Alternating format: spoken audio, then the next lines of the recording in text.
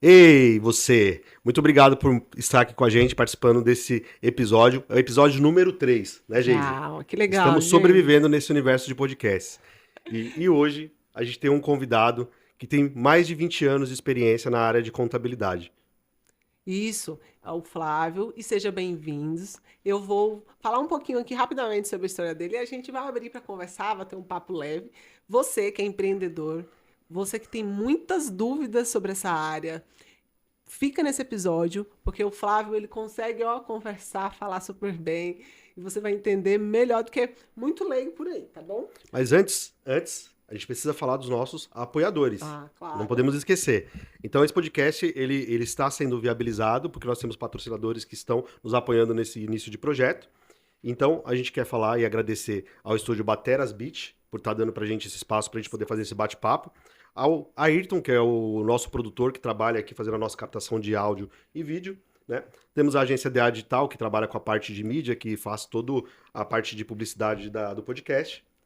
E nós temos um Temos assistente hoje um também, viu? assistente. Os Hoje nós temos assistentes um aí. assistente. Nós não vamos mostrar hoje, vamos guardar para um episódio depois voltado para crianças, Isso né? mesmo. Mas a gente queria agradecer e agradecer a sua disponibilidade por vir falar com a gente. Isso. Obrigado pela Seja bem-vindo, oportunidade. Flávio. Espero poder contribuir um pouquinho aí com vocês, tirando as dúvidas e seja um Isso. bate-papo muito descontraído. Perfeito. Legal. Bom, antes de tudo, o maior objetivo do podcast é dar voz às histórias dos empreendedores que muitas vezes não estão nos holofortes, não estão, né, nos lugares aí onde as pessoas normalmente ouvem, escutam as pessoas, nos maiores podcasts, nos maiores, nas plataformas maiores. E antes de tudo, Flávia, nós queremos conhecer quem é você, porque por trás de qualquer empresa, gente, tem uma história, tem uma pessoa, né? Tem experiências, tem uma vida que às vezes te fez e seguir esse caminho, ou tem um percurso que te leva a empreender, né? Às vezes a necessidade, às vezes um sonho, às vezes realmente uma motivação desde sempre, né? Aquela pessoa que já, eu quero ser médico, eu quero ser um empresário desde sempre. Mas tem histórias que são diferentes e é isso que a gente quer ouvir aqui no E-Podcast. Então conta um pouquinho sobre você, quem é você, de onde você vem, o seu contexto e pode finalizar aí falando depois como você começou a entrar nessa área aí da Contando. contabilidade. Até Tá para bom? desmistificar também, né? Porque a pessoa acha que quem tem um talento hoje, ela já nasceu com Com esse talento, talento. né? A pessoa já imagina que você já fazia números na parede ali desde pequeno, né? Fazer a conta de Fazer a conta de Até cabeça. hoje o pessoal, né, tá num restaurante, chega a conta, faz aí, você é contador. Eu sou contador, mas não sou uma calculadora ambulante. Fala um pouquinho aí de você. Então, me chamo Flávio, né? Sou filho da dona Iraci e do senhor Sebastião, né? As duas pessoas mais maravilhosas que eu já conheci na minha vida. Casado com a Joyce, a minha esposa, é aquela que eu escolhi para caminhar para o céu, né?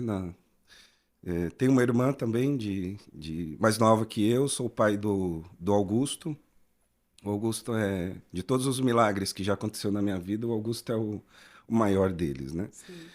E a parte da contabilidade, na verdade, ela aconteceu meio aleatório na minha vida, vou dizer assim.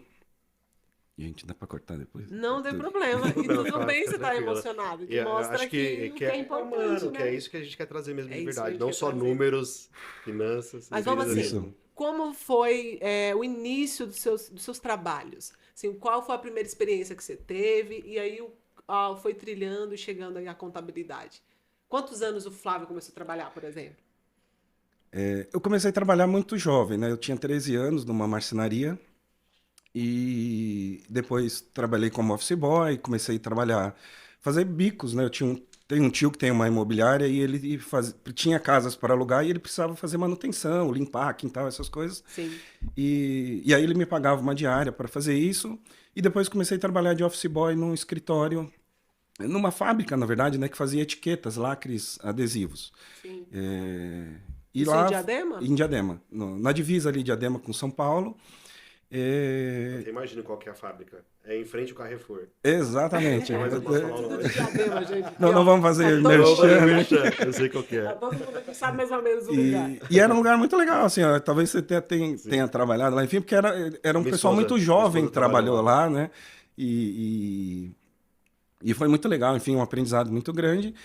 E depois comecei a trabalhar de motorista, enfim, fui fazendo uma série de aventuras por aí, até que eu tive a oportunidade, estava desempregado e tive a oportunidade de fazer uma entrevista no escritório de contabilidade, um grande escritório que eu tenho contato até hoje com os donos e diretores, Legal. enfim, que me ensinaram muito, e eu fui fazer a entrevista, ele disse, olha, eu só tenho uma vaga para office boy, né? Se você quiser, hoje o que a gente tem é isso, você não tem uma profissão ainda, mas você tem um histórico, trabalhou em algumas empresas, escritório, enfim, nessa empresa de lacres.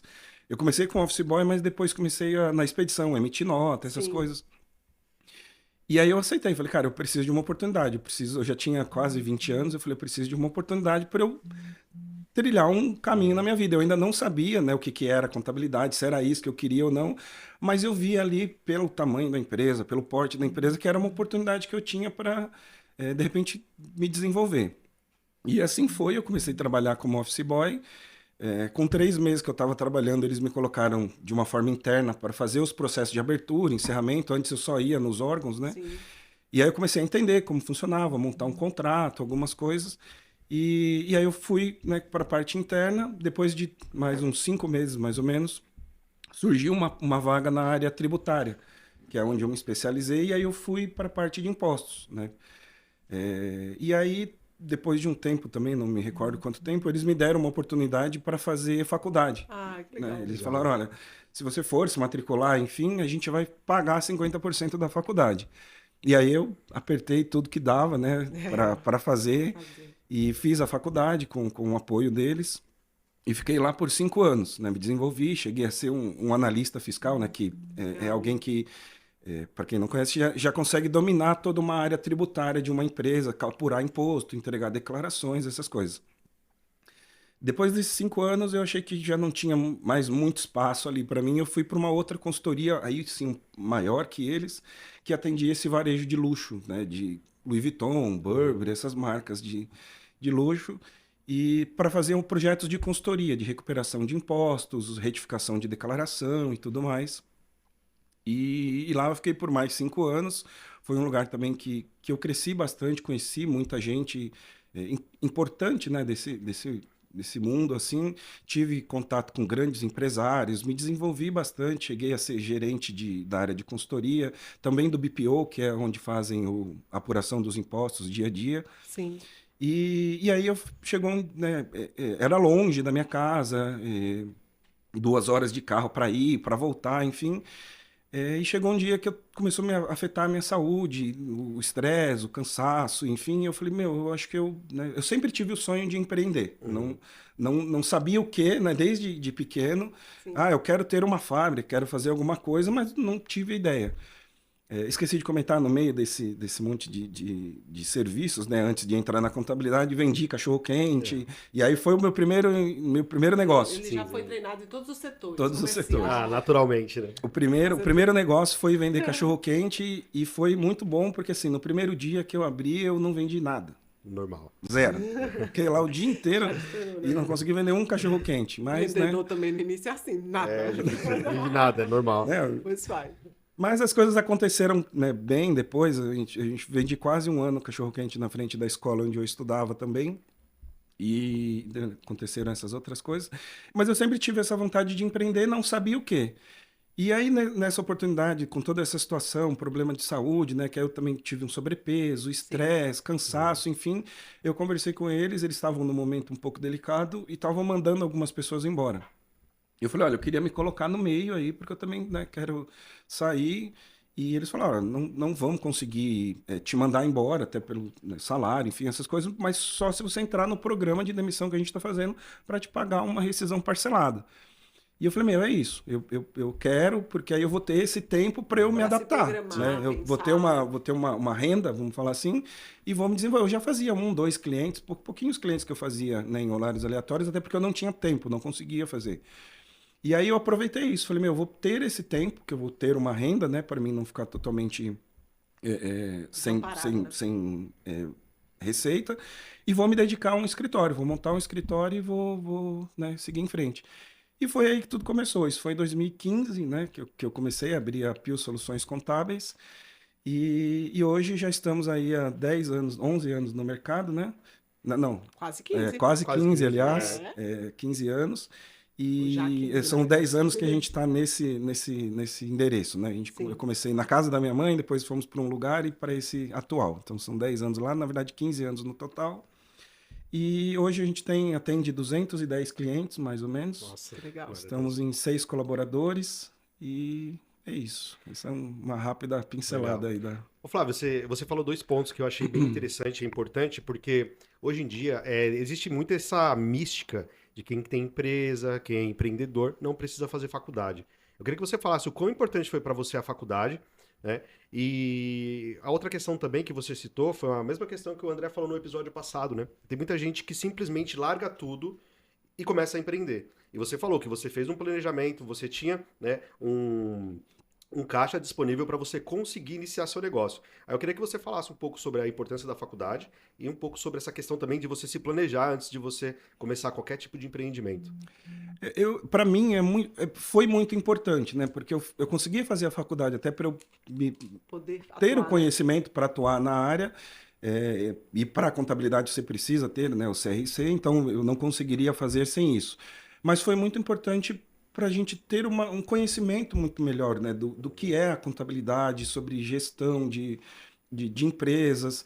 E eu acho que, no geral, o conhecimento é muito importante, né? Não que não existam pessoas que consigam, né, se desenvolver e ter uma grande empresa e que não tem uma especialidade. Mas eu acho que quando você tem, né, uma formação, que você tem uma base, isso se torna muito mais fácil, né?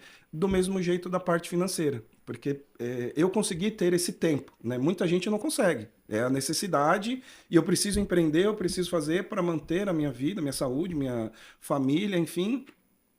E mete a cara e, né, a gente torce muito para que dê muito certo. Mas isso faz muita diferença, né? Existe até uma estatística aí do Sebrae que 60% das empresas que abrem no Brasil fecham em 5 anos justamente pela parte financeira. Porque quase sempre sem essa estrutura, né? Seria muito bom se todo mundo conseguisse fazer. Se essa educação viesse desde pequeno, uma educação financeira, de guardar dinheiro, né? De poupança, de estruturar. Mas, infelizmente, a gente não tem isso, né? As coisas vão acontecendo, é aquela aula meio que didática ali para um aprendizado, e essa parte importante, né? De um aprendizado, de finanças, enfim, eu acho que fica um pouco de lado. Mas, para mim, faz muito sentido você se formar, se preparar, né, para ter o seu negócio e também da parte financeira. Legal, eu acho que muito acaba importante. que não tem para onde fugir. Mesmo uma pessoa que não tem uma especialidade assim em uma área, ou na faculdade, né, ou fez formalmente uma faculdade, ela vai ser obrigada a buscar conhecimento. Vai. Exato. Porque senão vai chegar nesse ponto que você Nem falou. que seja o conhecimento técnico, né, da área específica. Em menos de 5 anos você vai acabar parando. E aí tem uma questão. O empreendedor em si, aquele que empreende, ele tem que entender basicamente todas as áreas de uma empresa. Exatamente. E é muito mais desafiador. Porque além da parte técnica ali do que você faz, você vai ter que ver vendas, você vai ter que... é igual aquela questão, né? O empreendedor... Acabou a luz, ele vai ter que resolver. Tá sujo o chão, ele vai ter que limpar. Então você tem que aprender você tem que buscar esse conhecimento. Eu acho que isso é muito importante, gente, até pra gente falar para quem quer começar, quem vai iniciar, realmente é você buscar esse conhecimento. Esse planejamento também financeiro, que é algo que o Flávio, ele consegue até dar consultoria, consegue também dar esse apoio às empresas, e é justamente aí que entra um assunto que eu quero falar. Você falou sobre a questão da educação financeira, Flávio. Nós, infelizmente, principalmente aqui no Brasil, nós temos muita dificuldade com isso. Não é falado de uma forma, tipo assim, o dinheiro muitas vezes é até visto de uma forma com ruim, preconceito ruim, né? Tabu, tem uma né? crença Tabu, e eu acho que isso a gente tem que buscar cada vez mais essa desmistificação. A gente estava conversando aqui há pouco tempo, né? Eu, a Joyce e ele, a gente estava falando sobre as crianças, né? Como eles educam hoje o Augusto lá, sobre a questão de conseguir algo, vamos juntar o seu dinheiro. E é nessas simples coisinhas, sabe? Nesses pequenos passos que eu acho que até os nossos pais não tinham essa noção. Nós acabamos vivendo sempre apagando incêndio, né? Isso. Isso é demais. E quando a gente começa a ter essa noção de de pensamento financeiro, de educação financeira, as coisas podem ficar até mais fáceis. Mais A fácil. E única aí eu educação queria, financeira que eu tive mesmo foi meu pai falando, não gasta todo o seu salário, guarda um pouquinho do que você ganha. Era a única coisa que eu tinha. Então, já Educação é alguma Já é coisa. alguma coisa, É algo, né? Tem Porque famílias era que único. vivem A gente- apagando. Sim, Exatamente. sim. A gente sabe que a realidade, né, de grande parte das pessoas é justamente essa, apagando o incêndio. Aham. Mas as pessoas... Eu também tive essa percepção muito tarde, né? Como muita gente. Sim. Mas o pouco que você consegue guardar, ele vai, né, dependendo, quando você vai tendo esse conhecimento, o pouco que você vai guardando, você vai vendo que ele faz sentido. Poxa, Sim. agora eu preciso pagar o IPVA do carro. Poxa, eu consegui guardar R$ 100 por mês, eu já vou conseguir pagar, dependendo do carro, né? Sim. Conseguir pagar à vista, metade, alguma coisa. Você consegue perceber os benefícios que isso tem. A E aí você educação. começa a não deixar de viver algumas coisas, mas começa a falar, poxa, eu vou conseguir guardar 50, se eu apertar mais um pouquinho, se eu de repente não comer 2 pizzas no final de semana, eu vou conseguir guardar um pouquinho mais, vou comer uma só. Né? E tá tudo bem quem não quer fazer isso, né? A gente está comentando só os privilégios que isso pode Benefício, trazer, né? o benefício que isso pode trazer. Então, quando você não tem isso, essa educação, fica difícil, né? Então, acho que quando você busca o conhecimento, vai atrás para e consegue ver os benefícios que isso vai trazer, faz muito sentido, né? Começa a fazer sentido você ter essa poupança. E até, desculpa eu cortar, Claro. qual as maiores queixas que você mais recebe assim na tua empresa hoje? Sobre um empreendedor ou que começa ou que já está em ativa, sobre essa questão, talvez até esse impacto de uma falta de educação De educação financeira. financeira. Eu sempre, como eu disse, né, eu vim de uma consultoria grande, então é uma outra realidade empresas que têm, né, um faturamento muito maior, uma estrutura muito maior. A gente até falou do empresário que apaga, que limpa o chão, enfim. Sim. É diferente. Quando você não tem mais a necessidade disso, é diferente, né? Mas hoje, desses 210 clientes que a gente atende, a grande maioria são micro e pequenas empresas, né? Então, são aquelas pessoas que estão se desenvolvendo também. E a maior dificuldade deles é justamente ter esse conhecimento financeiro, né? Porque aí ele abriu a empresa, um comércio, uma prestação de serviço, enfim, começou a ter dinheiro ali, né? A ter o faturamento, mas ele tem uma conta da pessoa jurídica ou ainda da pessoa física. Então, o dinheiro que ele recebe, mistura tudo. Mistura tudo. O dinheiro que ele recebe do cliente é o dinheiro que ele vai no mercado, é o dinheiro que ele paga pizza, sabe? Então, agora eu tenho que pagar o funcionário. Putz, não tem porque ontem eu fui no mercado. E agora? Agora eu ligo para alguém, pego emprestado, sabe? Vive Vive- correndo, né, no estado de alerta.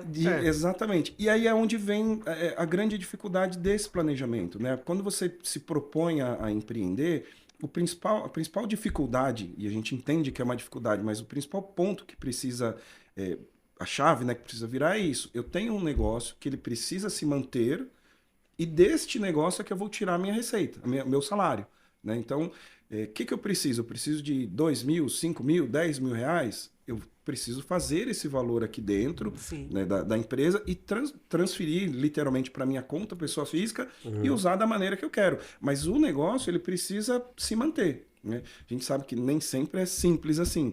Mas isso é o principal ponto, porque quando você começa a misturar tudo ali, você já não sabe mais quanto de lucro está dando essa empresa, se essa empresa está boa, né, financeiramente, se o preço do seu produto ou do seu serviço está fazendo sentido ou não. Às vezes você está fechando o negócio, fechando venda, só para falar que fechou, mas você está pagando para ter o negócio Pra ter ali. o negócio. E aí é onde a gente entra nessa estatística aí de 60% das empresas, que não são poucas, né? Uma outra estatística também no Sebrae é que por dia são abertas 17 a 18 mil empresas. Nossa. Meu Deus. É muita Tem gente. noção É da quantidade? Muitas dessas MEIs, né? Que são sim, os Sim, empresários. mas é um start, né? Mas é muita Mas é coisa, muita coisa. E dessas empresas, 60% fecham aí em menos de 5 anos. Justamente por isso, por uma falta de planejamento. De estrutura financeira é o principal ponto, né? E depois o planejamento. Porque eu tive uma ideia, um grande negócio. Normalmente, dependendo do negócio, isso também é temporário, é sazonal, enfim. Então você precisa estar ali com o conhecimento, que a gente falou, se desenvolvendo, aprendendo, aprimorando, enfim. Então não é ter uma grande ideia só, né? É manter isso. Ô Flávio, assim, uma dúvida aqui que eu tenho. Quem que afeta mais? A falta de educação financeira no CPF afeta a empresa? Ou quando a pessoa não consegue fazer essa gestão, a empresa afeta mais a pessoa física? Como que funciona? Normalmente, eu acho que é o CPF que afeta a empresa, né? Justamente por isso, por você misturar as coisas. Talvez a empresa até tenha uma saúde financeira boa, né? Não vamos dizer adequada, mas boa. Mas aí o cara faz tanta coisa dele dentro da empresa, mistura, faz empréstimo, faz tudo, que a empresa acaba não se sustentando por conta daquilo. Então, esse planejamento de dividir exatamente, olha, eu tenho um mínimo, um salário, né? Eu tenho um salário que eu preciso ter da minha empresa para eu me manter, e a empresa vai conseguir pagar esse salário. Ótimo. Lógico que aquilo que a empresa exceder daquele salário, lucro, né, que a gente chama de distribuição de lucro, ótimo, melhor ainda, e a gente trabalha exatamente para isso, né, para ter um lucro maior na empresa. Mas normalmente é o CPF, vamos chamar assim, que acaba prejudicando a empresa. Que é onde... Existe um panorama, uma porcentagem específica de 100%, quanto vai para a empresa, quanto vai para o empreendedor, para o CPF ali. Claro que a pessoa pode definir isso, mas teria um ideal? Ou, tipo, pelo menos de 100% que você ganha da empresa, 20% deveria voltar para o investimento? Ou não existe setor, número né? exato, Sim. né? Existem São testes, né, que vai fazer, né? Existem percentuais, né, que o pessoal da economia fala. Percentuais, isso mesmo. 10%, 20% você precisa manter na empresa, dependendo do ramo de atividade. Por exemplo, eu sou um prestador de serviço de construção. Então, você precisa ter um caixa na sua empresa para uma quebra de equipamento, para uma substituição do equipamento, porque vem um defeito, vem a tecnologia, isso, enfim. Então, não existe um percentual definido para isso, né? Você precisa entender o seu negócio, né? E ter essa organização. De todo o faturamento da minha empresa, eu vou tirar um X valor para mim, um percentual eu ainda vou deixar na empresa para essa emergência, para essa, né, essa troca de equipamento, enfim, nesse exemplo. Mas não tem um percentual definido. Precisa ter essa estrutura, esse planejamento para esse cuidado. Uma pergunta, por exemplo, quando você estava falando que as empresas quebram, eu imagino que um dos cenários a pessoa, ela não consegue fazer uma boa gestão financeira, ou ela não tem um capital para ela poder se manter. A empresa dela, muitas vezes, no começo, a gente sabe que é muito difícil. Você não tem experiência com vendas, você não tem network, você tem dificuldade de vender o seu produto, você não tem faturamento, automaticamente você começa a se ver numa situação difícil e precisa voltar para o mercado de trabalho. Esse seria talvez um motivo de quebra da empresa, é a primeira pergunta. E o segundo... A inadimplência, falta de pagamento de impostos também é um dos motivos que faz com que a empresa feche? Também, porque na verdade isso é como se fosse uma cadeia, né? Quando a coisa começa a não dar muito certo, a primeira coisa que você deixa de pagar normalmente é o imposto. Não, depois eu pago, depois eu parcelo, depois a gente vai dar um jeito.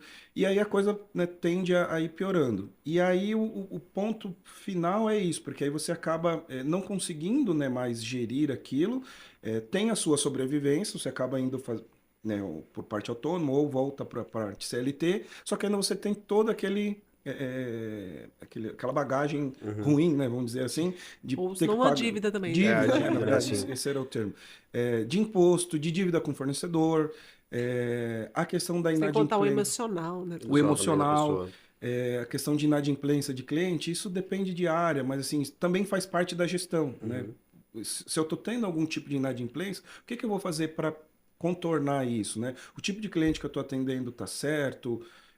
Eu falo isso porque eu passei por isso, né? No começo, a gente abriu o escritório, passava na rua, opa, você tem empresa? Entra aqui. Mas quanto é? R$1.000. Mas o cara ali faz por 100. Faço 99.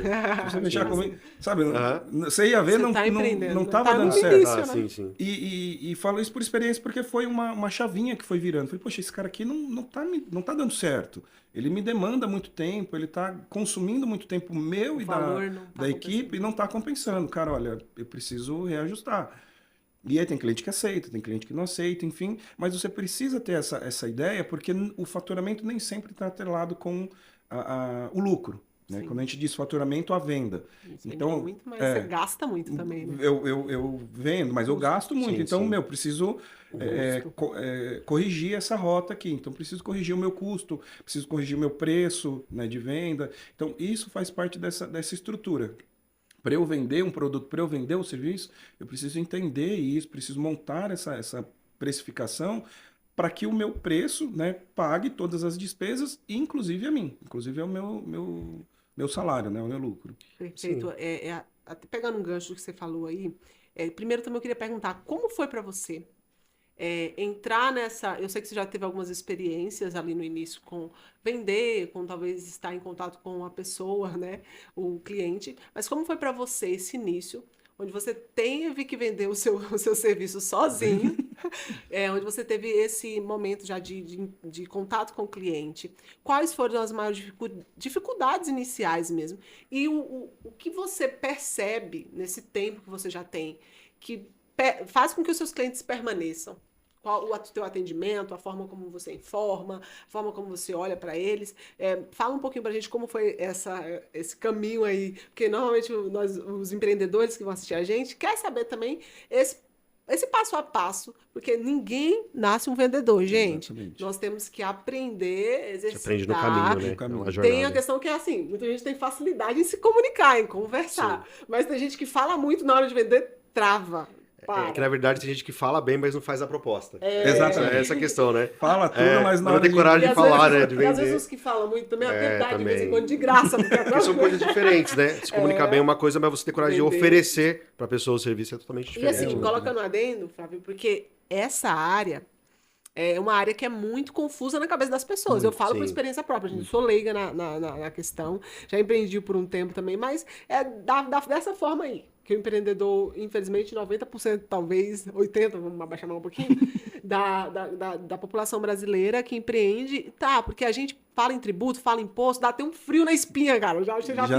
Eu não quero saber disso aí, não. Sabe quando seu cérebro já fala, não quero saber, Porque tchau. é complexo, né? E aí tem isso também, já falei de 300 perguntas lá primeiro, mas a gente vai recapitulando. Mas essa questão também de enfrentar. A tua área é uma área que é muito estressante também, eu acredito. Você pode me corrigir, mas é muita gente chegando com muito BO para você.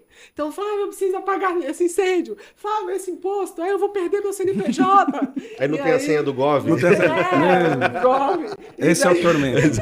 E daí vai. Então, esse processo de vendas, né? Desse entendimento de vendas, de como você começou esse relacionamento com seus clientes. Foi só uma piadinha, né? Esses dias eu vi uma no Instagram, era assim, o médico está esperando você ficar doente para pegar o seu dinheiro.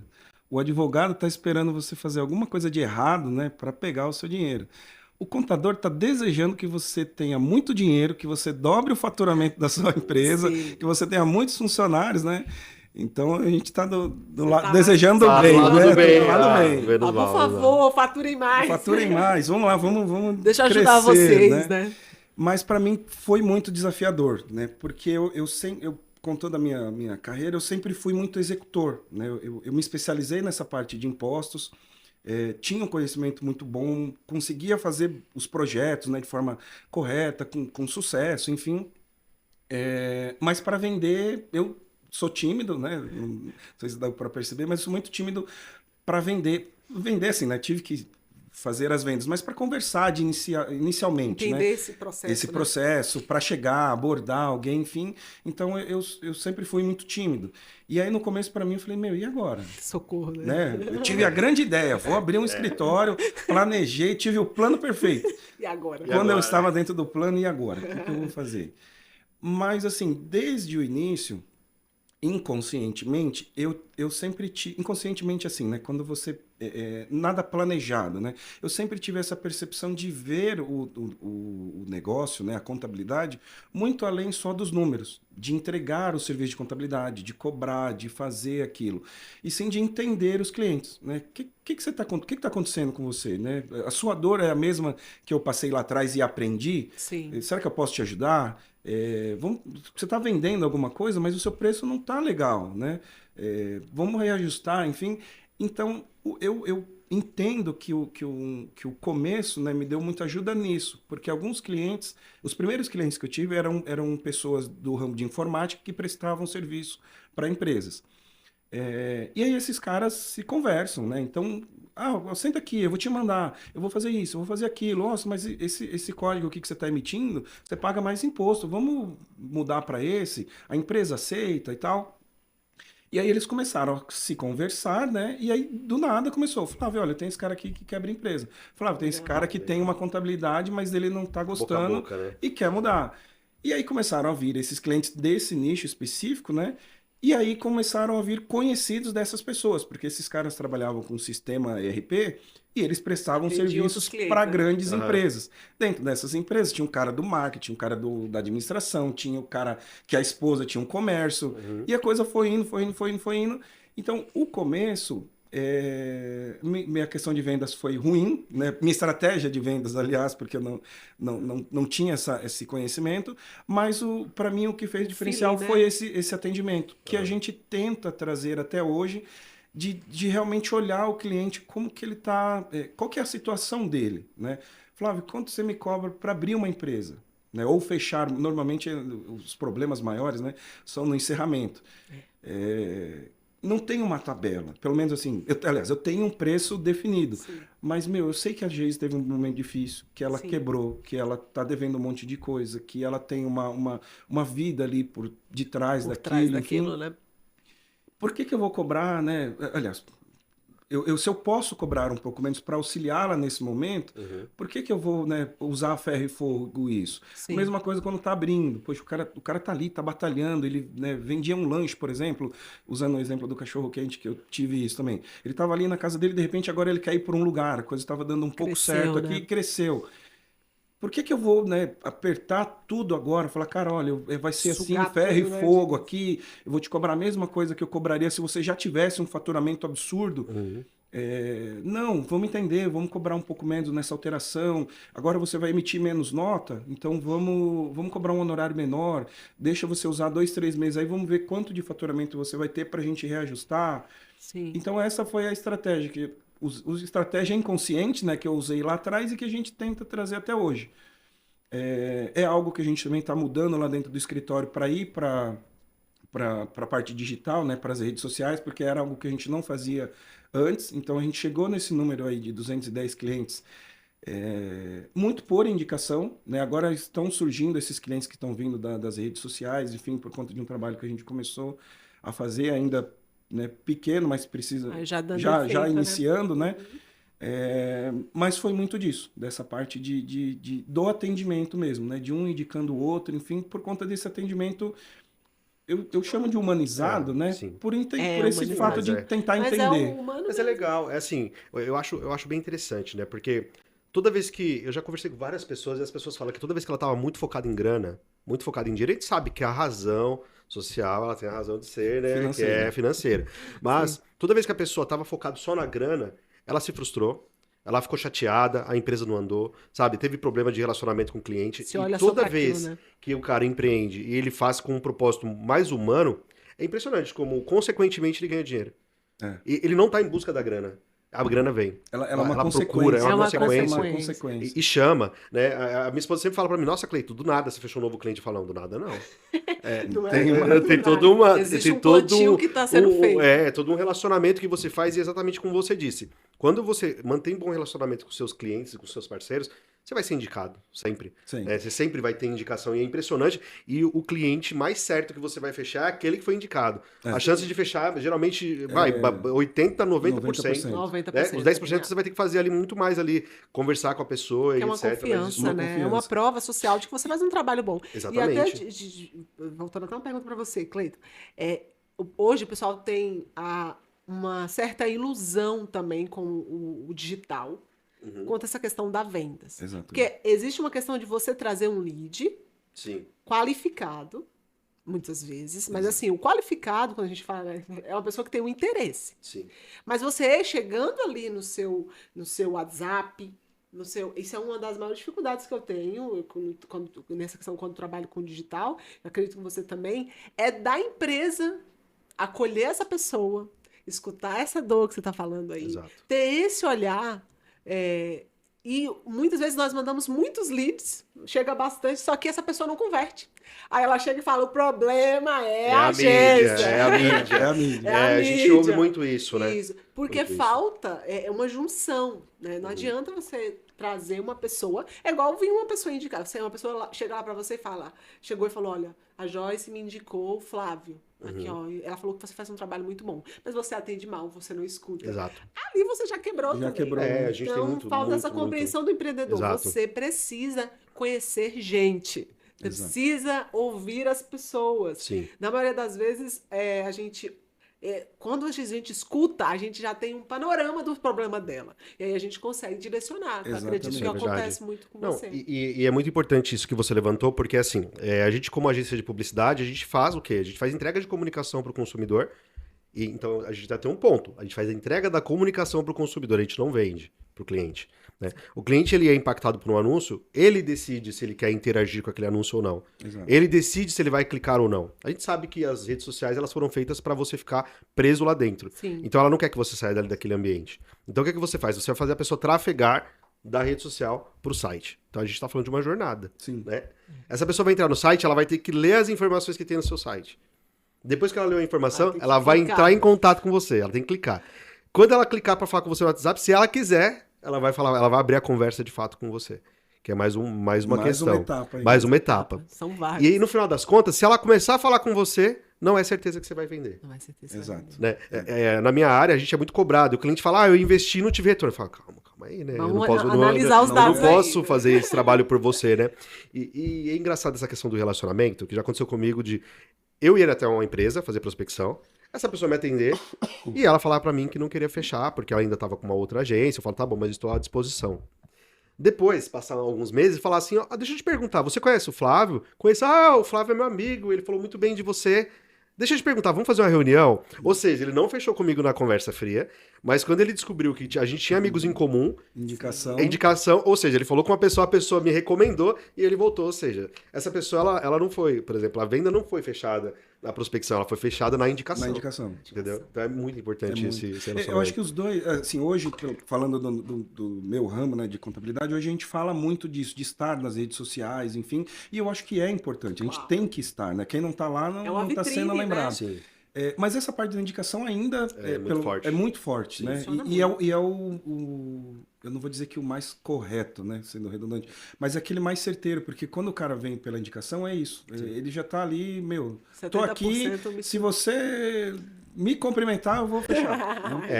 Fazer a venda para um cliente novo é muito mais demorado, é mais caro, é mais tem difícil. Todas essas etapas que você comentou, muita informação, porque Sim. a rede social hoje, a gente fez algumas vídeos, né, de imposto de renda. Cara, absurdo, o tanto de gente que manda mensagem, mas assim, quero fazer meu imposto de renda. Aí você, né, ok, mas você é um CLT, você é empresário, você é autônomo, tal. Não, preciso só fazer o imposto de renda. E a pessoa, nem ela não sabe exatamente o que ela quer. Então você tá ali tentando, né, e tal, e é toda essa etapa. Poxa, vamos lá, vamos entender, tentar extrair dela. A pessoa tem essa dificuldade de falar o que ela quer, quando quer abrir uma empresa. Quero abrir uma empresa. Do quê? Você presta serviço? Você vende? Não, preciso abrir uma empresa, um CNPJ.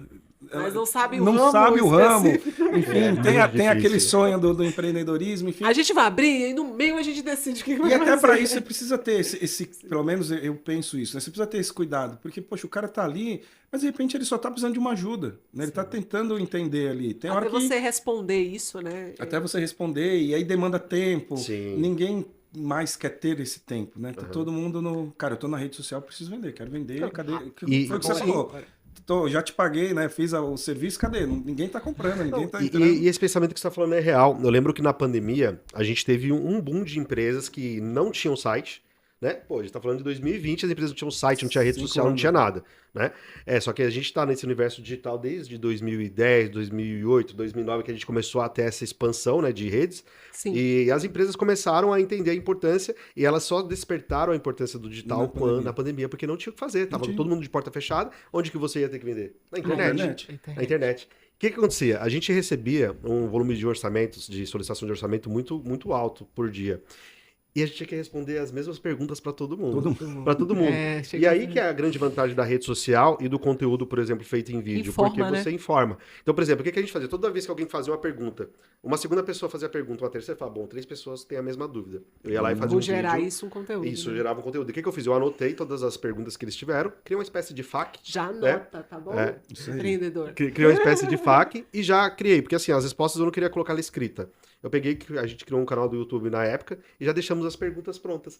E aí, quando a pessoa chegava, a gente falava assim, antes da gente conversar, dá uma olhada no nosso canal, assista nossos vídeos. A pessoa assistia e ela já vinha um pouco mais inteirada do assunto. Exato. Né? Então, assim, a rede social, ela tem esse fator, né? Então, ela acaba sendo importante para você se você criar um conteúdo para realmente tirar a dúvida da pessoa, né? E aí facilita para você, que se a pessoa te mandou uma dúvida, você fala assim, eu não vou nem responder, desculpa. Mas eu mando o link para a pessoa, né? E dá certo, né? As pessoas consomem esse tipo de conteúdo, né? A mesma coisa com produto, né? A gente tem bastante pessoal que trabalha no e-commerce, vendendo pela internet. Então, a gente sempre fala, quanto mais detalhes detalhes você der do produto, preço, essas coisas, mais Menos perguntas, né? E mais próximo de uma venda. Porque o cara entra lá, ele quer comprar uma mesa. Tá lá, uma foto de uma mesa, ele não sabe o tamanho, não tem o tamanho. É verdade. Não tem se o pé é de madeira, se o pé é de ferro, se a Qual é a mesa cor, tem o tamanho, gaveta, se altura. tem outra cor. Então, quanto mais detalhes você der, né? Induzindo a pessoa a falar, poxa, olha que legal, mas eu vi lá, a mesa é bonitinha, mas eu queria uma mesa marrom. Temos diversas cores, marrom, preto, branco, azul, amarela, cor, tal. O preço, enfim, essas coisas, tudo isso, né, traz mais próximo à venda. Nós já temos uma dificuldade que muitas pessoas já têm dificuldade de ler as coisas. Nossa. Tem muita gente que tá lá, o bolo a R$3,99. Aí a pessoa vai lá embaixo. Quanto é que tá o bolo? Cara, isso é uma coisa Acontece, mas incrível, tem melhorado. Eu acho que a internet, o pessoal tem melhorado. Essa questão que você tá falando, até uma curiosidade. Eu participei de um evento do Google faz mais ou menos uns 10 anos, tem bastante tempo. Que o Google, quando ele começou os anúncios, sabe aqueles anúncios de links patrocinados? Sim. Os anúncios, eles tinham só 3 linhas. Que era um título, uma segunda linha de título e uma terceira linha com título curto. O que a pessoa fazia? A gente tinha um negócio que a gente chama de taxa de rejeição. A pessoa clicava no anúncio, entrava no site e não navegava. Ela saía. Porque ela provavelmente clicou no anúncio, foi para o site, não leu a informação, ela fez uma busca, ela não leu o que tinha no anúncio, não leu o que tinha no site e foi embora. Né? O que o Google começou a fazer? Ele começou a ampliar as linhas e a quantidade de caracteres para ver se as pessoas conseguiam entender um pouco melhor. Então ele expandiu a possibilidade de você explicar mais sobre os produtos no próprio anúncio. A taxa de rejeição continua igual. Então, ou seja, o problema não está no anúncio, só né? no anúncio. Exato. Aí as entra pessoas mais continuam... o filtro da dor, né? As pessoas não... É que eu acho que as pessoas não leem. Ela vai ler. Realmente, né? As pessoas não leem. Vão no impulso. No impulso. Precisa comprar, clique e compra. Ô Flávio, assim, a gente estava falando dessa questão da evolução que a gente teve digital, né, nos últimos anos. Como que era a contabilidade antes do digital, para você fazer o seu trabalho do dia a dia, que eu já fico imaginando o caderninho, você anotando os números ali. Socorro, 300 números, calculadora. Como foi a transição para essa... A gente está vivendo uma era de tecnologia exponencial, né? Assim, a cada 6 meses a gente tem uma mudança enorme, absurda, assim. Como que é para você... como que foi o trabalho antes? Como foi essa mudança e como que você tem enfrentado essas questões tecnológicas? Eu acho que como a grande maioria foi bem desafiador, né? Bem... Saiu da caderneta para o notebook? Saiu da caderneta. e é bem assim... como eu posso dizer? Um termo... diferente, enfim, porque quando eu comecei, cara, a gente fazia guia de imposto de ISS na máquina de escrever. Colocava a fichinha lá na máquina de escrever, mandava pro cliente, pro motoboy. Não. Isso não é porque ele é velho, gente, é porque nós exatamente, estamos em uma geração que tem... exato, a gente tá conseguindo pegar toda a mudança tecnológica que teve, exato. Tem 20 anos de experiência já, então... E era isso, assim, pegar a fichinha lá, né, tal, na época tinha muita empresa que foi para Santana de Parnaíba, aquelas cidadezinhas ali, porque o ISS era mais barato, e era na fichinha, então colocava na máquina de escrever, digitava o nome do cliente, período de apuração, valor, tal, e mandava para o motoboy para o cliente. E a gente saiu dessa situação, né? E um pouco antes disso ainda, eu não vi, então não sou tão velho assim, mas o pessoal falava que fazia contabilidade na gelatina, né? Fazia como se fosse o mimeógrafo que a gente tinha, né? Fazia a escrituração numa folha, colocava gelatina para transcrever para o carbono, né? Carbono, enfim, era uma... Enfim, eu não vi, nunca vi, né? Tive essa experiência, mas eu peguei dessa parte de digitar na máquina de escrever e eu saí dessa situação hoje para pegar, por exemplo, o balanço de uma empresa e pedir para a inteligência artificial montar um resumo da estrutura, né? Do fluxo de caixa, enfim, daquela empresa. Sem eu... lógico que eu preciso analisar aqueles números, enfim, depois para ver se faz sentido, né?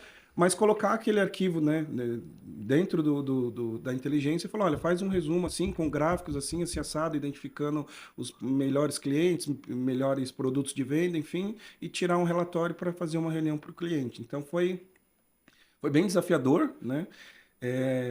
Foi mudando também o jeito da contabilidade, porque antes a gente tinha esse trabalho muito mais manual, né? Fazendo ali, e aí a gente brinca, né? Que o contador era o portador de má notícias. O cara ficava feliz ali o mês inteiro, tô vendendo, aumentei o meu número de vendas, tal. Chegava no final do mês, o contador ia lá, ó... Desculpa. Ó, só guia. Cara, vendi tanto para chegar por imposto aumentar tanto. E como que a pessoa recebia essa guia? Porque hoje a gente recebe tudo digitalmente, né? Tudo digital. Normalmente era por motoboy, né? O serviço de motoboy, que hoje, né, Entregava. o pessoal tá mais voltado pro iFood. delivery, né? Pro pro iFood, Comer enfim. ainda não dá, passei por inteligente. Isso aí não tem como. Exatamente. O máximo é pegar uma Ainda, né? receita, né? Por Tomara que enquanto, não- né? Por favor. Não chegue lá. E, então era muito por motoboy, né? Era, na época tinha alguns que estava começando o e-mail, né? Enfim, tinha bastante cliente já que tinha acesso ao e-mail, essas E-mail, coisas. Mas a fax grande também, né? Tinha uma época do fax. também. Então tinha muito coisa com prefeitura, né? Olha, ir na prefeitura fazer alguma coisa, era tudo presencial, nada. Muito poucas as coisas que eram por e-mail, alguma coisa assim, era tudo presencial, abertura de empresa. Antes você, né, montava fazia alguma coisa e ia na Receita registrar, depois você ia na junta, depois você ia na prefeitura, depois você ia na Caixa, Meu Deus depois do você céu. ia no INSS. Hoje em dia, dependendo do município, em 48 horas você tem uma empresa aberta sem Nossa, sair que de legal. casa e do escritório. Nossa, muito prático. Né? Muito, né? Bem menos burocrático do que era Bem antigamente. menos burocrático que era antigamente. Se tornou mais acessível, né? Então, assim, foi bem desafiador, né? Mas mudou um pouco o papel da contabilidade, porque hoje a gente consegue, na verdade não é consegue, a gente precisa ter esse papel mais consultivo, né? A gente deixou de ser aquele cara que pega a nota, que digita a nota, que gera guia de imposto, que leva aquele imposto para o cliente pagar. Hoje, né, com essa questão de e-mail, é tudo muito mais rápido e o papel da contabilidade também, ele precisa ser mais consultivo, né? Principalmente para aquelas pequenas empresas, que é o que a gente começou a falar lá atrás. As Isso. grandes empresas, elas montam essa estrutura, elas têm todo um estudo de produto, de venda, de cliente e tudo mais. As pequenas empresas, o cara tá ali, não vou dizer se aventurando, mas ele tá ali aprendendo no dia a dia. E da contabilidade, além dessa parte burocrática que a gente consegue ter esse olhar também para o cliente e falar, cara, até comentamos, né, no bate-papo, você está comprando esse produto aqui lá do Rio de Janeiro, por exemplo. Mas por que você está comprando lá? Ah, porque o cara me dá 10% de desconto lá se eu pagar à vista. O cara está comprando lá achando que está fazendo um baita de um negócio. Só que quando ele compra um produto de fora do estado, ele precisa pagar o diferencial de alíquota do imposto entre os estados. Então pode ser que ele pague até 14% dessa diferença. E aqui em São Paulo, o cara venderia basicamente ao mesmo preço de lá, porque ele não vai pagar a diferença do imposto, e o cara que parcela em 10 vezes, por exemplo. Sim. Então, sentar com o cliente e dar essas informações para ele, né? De que ele está pagando mais imposto, que ele pode economizar, que algum tipo de produto que ele está vendendo, o preço está ruim, né? Que ele precisa aumentar o valor daquele preço, porque a margem dele está muito apertada. Então, o papel a tecnologia ajudou a contabilidade em todos os sentidos. Parte técnica, né? Mais Na parte burocrática. técnica, né? De diminuir esses processos, mas também deu a oportunidade da gente ser mais consultivo, e eu acho que isso é mais importante também para as empresas, né? Do que só aquela parte de entregar informação para a Nossa, Receita. bem legal. E eu acho que aí entra. Nós voltamos de novo na educação financeira, né? Exato. Porque quando a gente fez esse primeiro bate-papo, a gente conheceu o Flávio um pouco, isso me nos chamou muita atenção. Talvez você aí que vai começar a empreender, você que já está nesse caminho aí dentro dos 5 anos, talvez você procurar a contabilidade, procurar o Flávio mesmo para olhar os seus produtos, olhar como está funcionando hoje essa questão dos valores, do pagamento, dos impostos, e ele te dá esse panorama de que talvez aquilo que você está achando que está barato tá saindo muito caro. Muito caro. E aí, com essa informação, você fica mais claro você entender o que você está fazendo na sua empresa, os lucros, né? O que você pode potencializar ou não. Ele até comentou de um dos seus clientes de uma economia de mais de R$ 25.000 por ano. Por um ajuste. Um ajuste Muito legal. Teoricamente simples, né? Porque existem alguns produtos que quem paga todo o imposto é quem fabrica. E muita gente não sabe disso, né? Autopeça, por exemplo. Então, se você tem uma autopeça, fique esperto, você pode estar pagando um imposto muito mais alto. Se você tem uma farmácia, por exemplo, tem muita coisa aí que tem substituição e as pessoas não sabem. Interessante. Material de construção também tem muita coisa que tem substituição. Então, sendo bem resumindo, né, quem paga o imposto é quem produz. Ele já paga uma alíquota muito maior desse imposto porque ele está produzindo, e a partir dali quem revende esse produto já não pagaria mais o imposto. Por uma falta de conhecimento, falta de informação, enfim, todo mundo acaba pagando esse imposto. E esse cliente veio, ele é um cliente que fatura aí 300, 400 mil, já chegou até R$500 mil por mês vendendo na internet. E ele tinha esses produtos, só que ele não fazia essa segregação do que é tributado do que não é. E a primeira coisa que eu falei, cara, você não faz? Não faço, nunca ninguém me falou, tal. Fizemos um teste lá, né, um exercício, e aí agora a gente está revendo todo o cadastro de produto dele, mas a gente economiza por mês R$2.000, R$2.500 do imposto que ele paga por mês com essa redução. Você fala, 2.500 também não é tanto, pensando no faturamento dele, mas no ano né? É muito. Sim, é no ano 25, acaba sendo 30 muita mil coisa. Pensando no reais. custo que você É, gasta o com custo, seus né? produtos. Coloca Exato. isso, né, num Funcionários, tantas funcionário. coisas.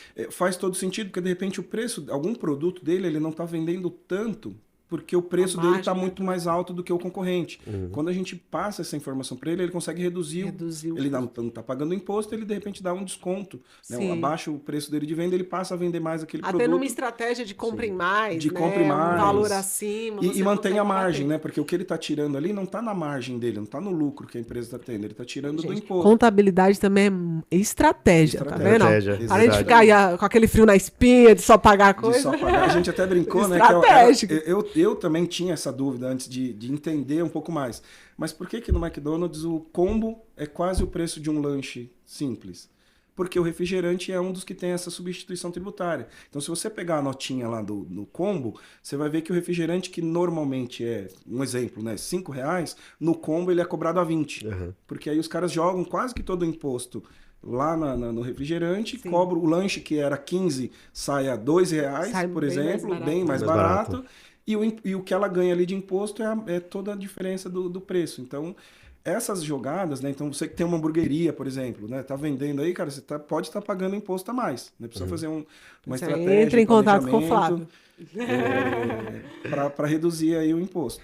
Não, Ótimo, perfeito. e é legal, assim, a gente tá até caminhando para o final, Pro né, final. do nosso Fazer as episódio. perguntas. Né? A gente tem algumas perguntas, né, que as pessoas mandaram nas redes sociais pra gente, mas antes eu queria só dar, né, um adendo, né, até um reforço. A gente tava falando sobre essa questão humana, né, da humanização, essa questão do network. A gente percebe que mesmo no ambiente tecnológico a gente precisa de pessoas. Exato. Então você que tem uma contabilidade online, você não tem suporte, você não tem acesso à informação, tudo você tem que ler. Se você precisar de tirar qualquer dúvida, a gente vai deixar o contato do Flávio aqui na descrição do vídeo. E aí você conversa com ele, porque ele com certeza vai fazer um atendimento muito legal. Ele é um cara que tem muita experiência, ele vai tratar você com muito respeito, vai tirar todas as suas dúvidas e quem sabe você sai da contabilidade online e se torna um cliente dele. Isso mesmo. Vamos lá? Tem uma pergunta aqui que eu acredito que é de um cunho não só empresarial, mas também do leigo aí sobre a questão financeira, que é como organizar a vida financeira para quem quer comprar um imóvel, até o próprio empresário também, que queira. Quando você é CLT, né, que você tem ali o trabalho, enfim, você tem o seu holerite, tem como provar para os bancos, por exemplo, que você tem aquela fonte de renda para conseguir fazer um financiamento. Quando você é um autônomo, você é MEI ou empresário, né? Não que o MEI não seja empresário, mas enfim, um micro e pequeno Entendi. empresário, a forma que o banco tem para identificar da onde vem a origem do seu valor é o imposto de renda, Imposto é de aquilo renda. que você declara para a Receita. Então, uma das formas que você tem para organizar é montar um imposto de renda. Né? E daí vem toda essa parte da organização financeira Facilitar. também. Eu preciso ter uma organização na minha empresa para que a contabilidade, né, consiga registrar os lucros e o salário. A gente chama de prolabore, né? O nome correto é prolabore, mas que a empresa, que a contabilidade consiga registrar o prolabore, né, o salário do sócio e aquilo que é lucro, para que você coloque essas informações na sua declaração de imposto de renda, bem como carro, moto, bens que você tem, né? Antigamente a gente tinha aquele muito mito, né? E não vou declarar meu carro para a Receita não me cobrar imposto. O carro nunca foi uma forma da Receita cobrar imposto, ela só precisava saber os bens que você tem, e isso até bom, porque de repente você vende o carro para comprar uma casa, e aí se você nunca declarou esse carro, Você não tem esse valor. na né? análise da Receita, é assim, ele saiu de nada para uma casa de 100 mil, por exemplo. Só que ele usou um carro de 50, complementou com mais 50 para comprar a casa de 100. Se você não informa o carro, para a Receita, olha, esse cara tem desvio de dinheiro, Tá porque ele não tinha acontecendo nada. alguma coisa. Ele ganhou 50 mil e comprou uma casa de 100, de onde veio os Da outros onde veio 50? esse- Então o imposto de renda é o primeiro passo aí para o empresário. E eu quero agradecer a Nayara que enviou, viu, Nayara? Obrigada por participar aí da caixinha. Tem uma outra pergunta que é a seguinte: eu sou funcionária pública e quero empreender, mas não posso ser MEI. Como posso fazer neste caso? Essa pergunta é da Raquel. Da Raquel. Obrigada, Raquel. Obrigado, Raquel, pela pergunta. O MEI, né, na verdade a questão da MEI está muito mais relacionada, aliás, está relacionada à atividade e também pelo fato dela ser a única empresária na empresa, né, a única dona da empresa, então isso não pode. O funcionário público, ele até pode participar de empresas, desde que ele tenha um percentual, normalmente, né, isso depende muito do edital do cargo, mas de até 10% de participação da empresa, né, na empresa, e ele não pode ser o administrador da empresa. Tá. Então, por exemplo, ela pode participar, por exemplo, de uma lanchonete, por exemplo, com menos de 10% desse capital da empresa, e desde que a atividade dessa empresa também não esteja relacionada à atividade dela. Tá. Por exemplo, eu sou a secretária de transporte da cidade, e ela tem uma empresa de transporte. Entendi. É. Aí tem conflito Não de há um interesse, né? conflito de interesse. Legal. Então, existe essa possibilidade, precisa observar muito a questão do edital, né, da vaga, o que diz lá exatamente, mas de uma forma geral é isso. Pode com um percentual pequeno e desde que não tenha atividade relacionada ao cargo. Perfeito. Outra pessoa também ela perguntou aqui, se eu receber 51 mil reais de distribuição de lucros de uma empresa, pago 10% sobre tudo?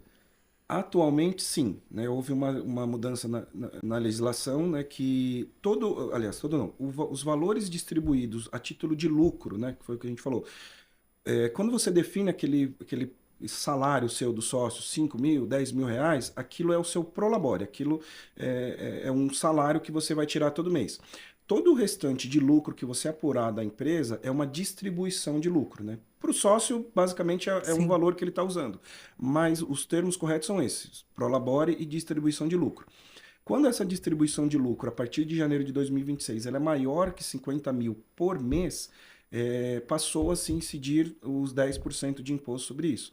Então, se o lucro daquela empresa naquele mês superou, né, os 50 mil, e não necessariamente o lucro apurado ele precisa retirar para ele, pessoa física.